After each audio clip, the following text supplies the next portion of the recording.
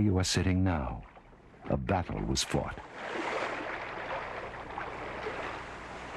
Here, on the Nottawasaga River, a British ship sank.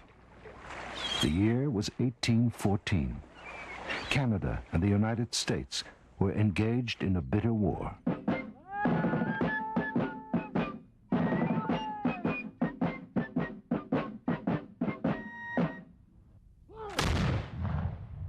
Hit him up! Present! Fire! Reload!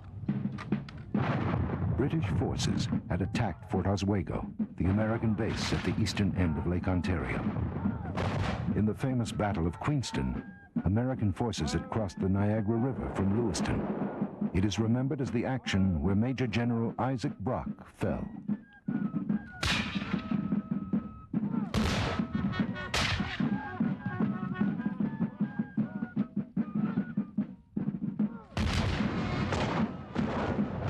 At the Battle of the Thames, where the famous Indian chief, the Great Tecumseh, was reportedly killed.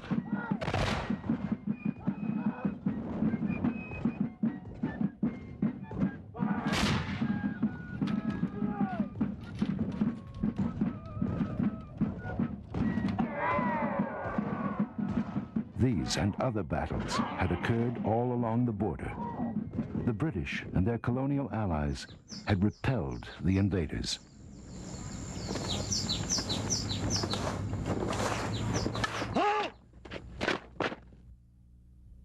But then, in a great naval battle in the western basin of Lake Erie, the Americans were victorious.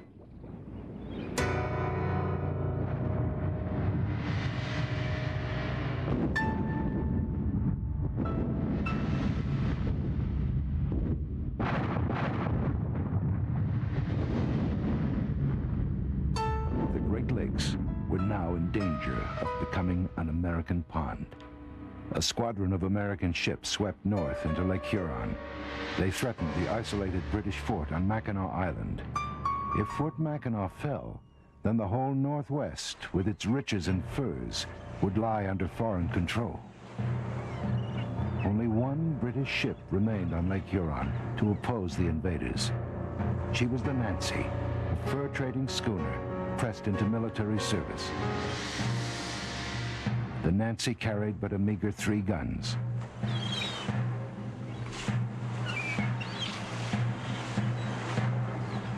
Her commander was young Lieutenant Miller Worsley. Later, he would write to his father of his struggle with the Americans. When I received information of the American squadron on the lake, I took my schooner up this river known as the Nottawasaga. There, I built a blockhouse and put my guns into it to defend her, as I expected an attack. 3 American warships sailed into view. When several of their crew went ashore to look for firewood, they discovered the Nancy, and the battle was on.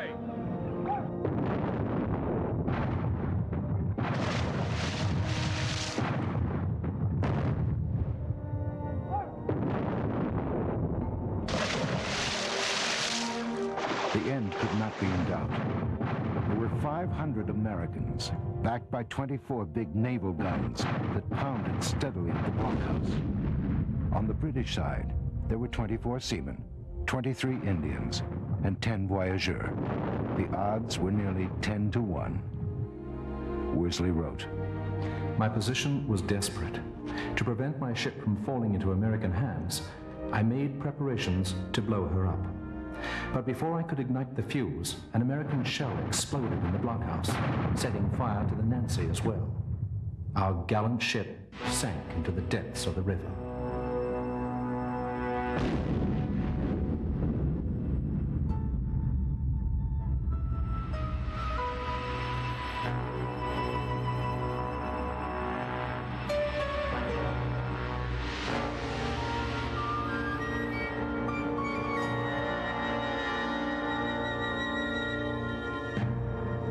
Lieutenant Worsley and his men escaped into the thick woods.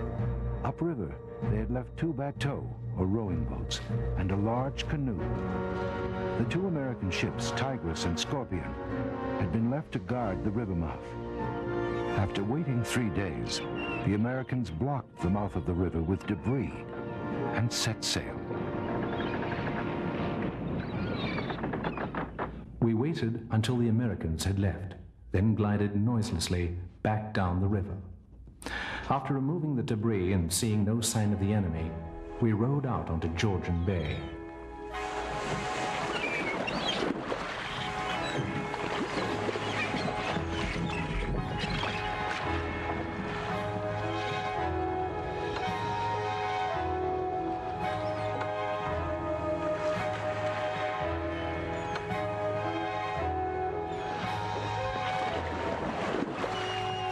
Small boats on the vastness of that inland sea. For almost 3 weeks, they made their way towards Fort Mackinac, 360 miles distant.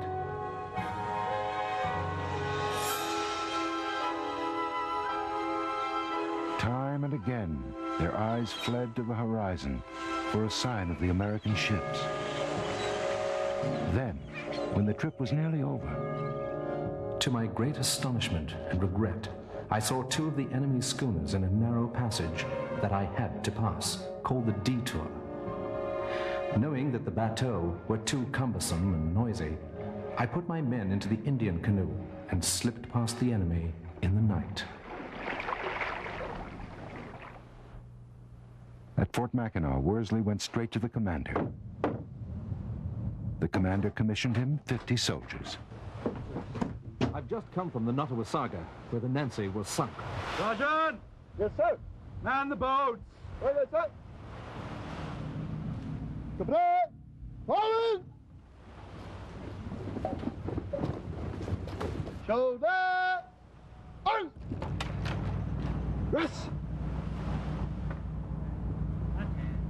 Run!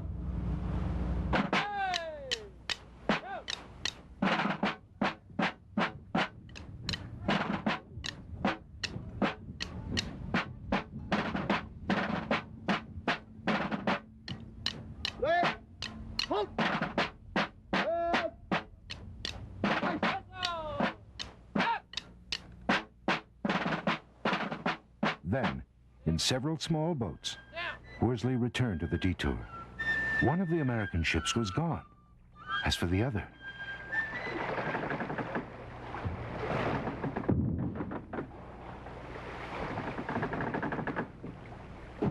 I boarded her at midnight and took her. She proved to be the American schooner Tigress, one of the very ships we had fought on the Nottawasaga. Her crew informed me that the other schooner would be back the next day. with the American flag still flying, Worsley and his men lay in wait on the captured ship. When the other American ship, the Scorpion, returned, Worsley let her draw close. In a few minutes, the Scorpion was his. Ahoy! Tigress! Stand by, lads.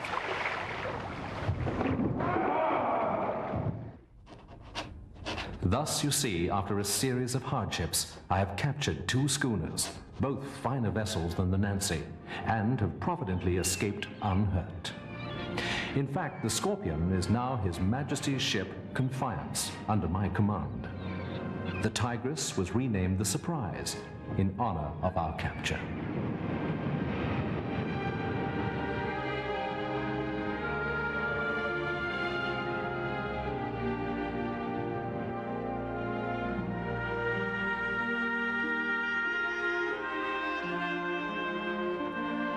It had been a daring escapade against great odds.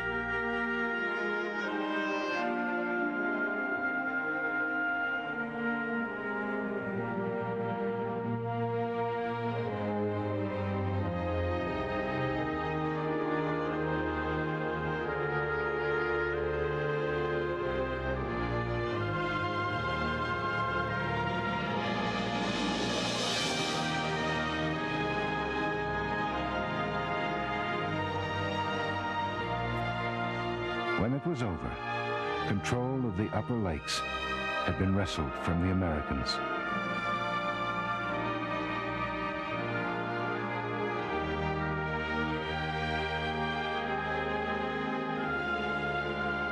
Fort Mackinac had been saved.